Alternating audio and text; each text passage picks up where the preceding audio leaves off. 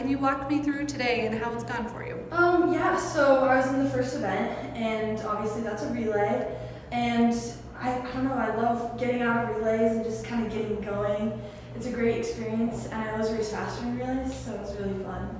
And then after that, I had my individual 100 freestyle, which I felt really good about that. I think I'm going into it second, and so that's pretty exciting. And then we had another relay, and obviously those are great team experiences, and you learn a lot.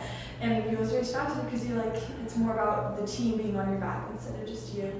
And then the 100 breaststroke, I wasn't able to compete in it last year, so anytime I would race breaststroke, it was a really fun time. Can you explain why it's so significant for you to be able to be back in the breaststroke this Yeah, year? so last year during my flag football season, I tore my ACL and meniscus, and so I decided to still compete in the state student meet, but I wasn't only able to do like the short freestyle events, and my walls and kick was really limited.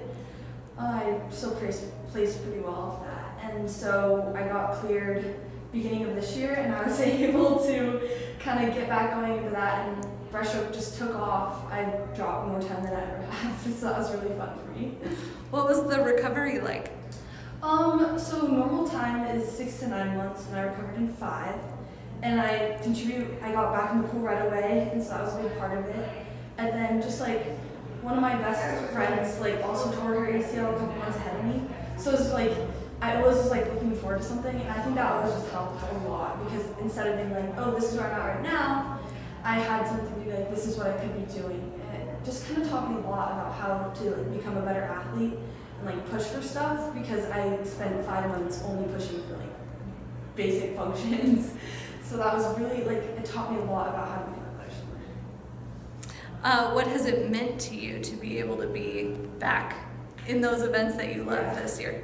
It's been so amazing. Like, my team always has my back, and like I know they'll kind of get it together and like rally, and they've done a great job like rallying for me, and I've done like my best to rally for my teammates. So we just kind of like took that experience and really rallied around it, and I know that happens for other people too, but that was just my experience.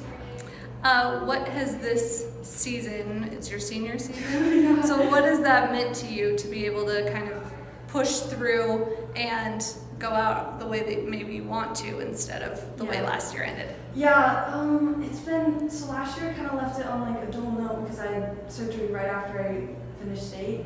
So this year to be like able to compete strong and like actually kick. So like one of the things I worked on the biggest was my kicking because I wasn't able to do it.